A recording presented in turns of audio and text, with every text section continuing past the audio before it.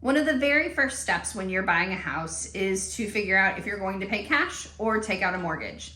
Majority of buyers will finance their purchase and have a home loan. So we're going to talk about some of the documents you can prepare to be ready for when you complete your pre-approval. And then we're going to talk about a brief overview of what you can expect from that process, as well as some of the choices that you have when you're picking a home loan. Make sure you stay tuned for the end to hear my quick little story time.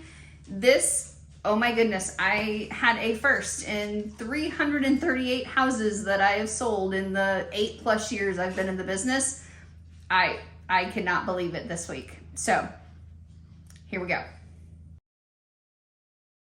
Your first step is going to be reaching out to a lender, and your real estate professional that you're working with can give you some great recommendations on who to start your conversation with. I always recommend talking to at least 2 people to make sure you get a second opinion. You always want to do your due diligence. When you're talking to that mortgage officer, you'll make sure they're going to ask you some questions. It's going to be like a 10 to 15 minute phone conversation. The next step is they're going to have you complete an online application, and then they're going to have you submit some documents. They'll run your credit score, and the documents that they're looking for are paycheck stubs. They're going to be information from your employer, making sure you still have a job, a copy of your photo ID, those type of things. It's nothing that's going to be wild and crazy.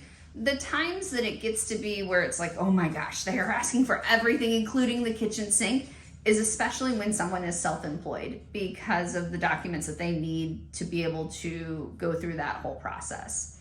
So that's why it's super important to work with one of those preferred lenders that your real estate advisor is recommending to you.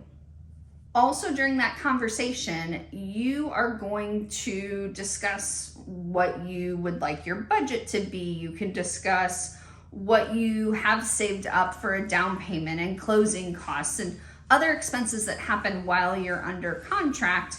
And your lender can help guide you based on your financial picture, based on them running your credit score, and be able to help you select whichever loan type makes the most sense for you.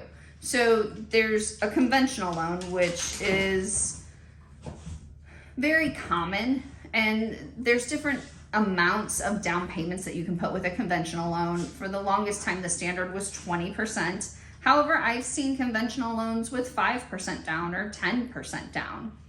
Then there's going to be government funded loans, and those are going to have very specific requirements, and they're going to also have qualifications for them. So like you have to have a certain credit score, and or for example, with a VA loan, that applies for only veterans. There's also an FHA loan and then a USDA loan. So there's, like I said, there's different processes that go through with each of those loan types, and your loan officer is going to be able to guide you through that. So once you have your pre-approval, you've made decisions on how much you want to put down, and you've also made a decision on which loan type you want to use. You start shopping for homes. When you go under contract, then your loan officer is going to potentially ask for some additional documentation, especially depending on the timing and depending on how far through that process, they call it underwriting, of reviewing all of the documentation they have gotten for you. They may ask for additional documentation, and that's okay. That's normal. And then once they have that, the next step that they do is they order an appraisal. An appraisal is done by an appraiser. Yeah. And that appraiser comes in, and what they're doing is they walk through the house and they determine the home's value. And different loan types have different appraisal qualifications. Here's where the story time comes in that I mentioned earlier. So I have buyers that are currently under contract on a great house, and they are first-time home buyers. They lost out on 2 other houses. So sad. Yet it always works out this way. They are under contract for the most amazing house for them, and we got to that point of being under contract, and the loan officer, who is not one of our preferred lenders, ordered a conventional loan appraisal for our FHA buyers. So needless to say, on the last day of our contingency within the contract for financing, we had the wrong appraisal type. So thankfully, the sellers are willing to work with us, and we were able to come to a solution, extend that out, and the buyers were able to move closing, change all their utilities, all of those things that they had been super prepared for and were ready to go. We just had to extend that out, and they ordered a super fast FHA appraisal, because that's the loan type they have, because FHA appraisals look for a little bit different things.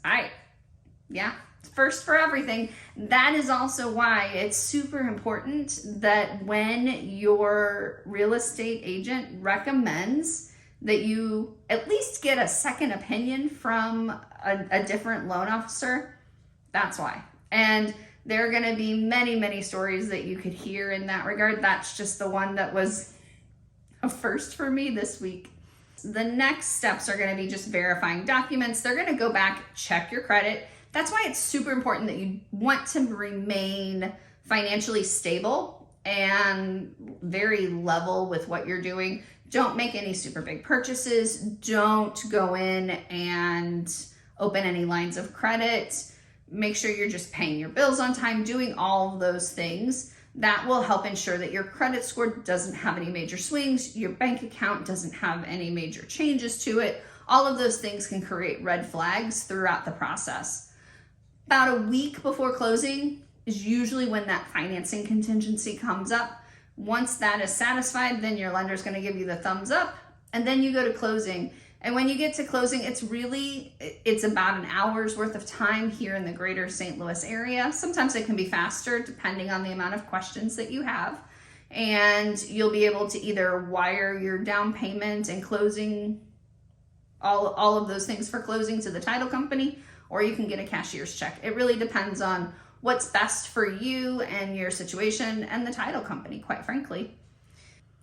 If you've liked this video and you want to get more information and stay on top of the real estate world in the greater St. Louis area, or learn about more businesses and house tours and all the things in the woods of St. Louis, make sure that you subscribe to this channel and comment and follow along.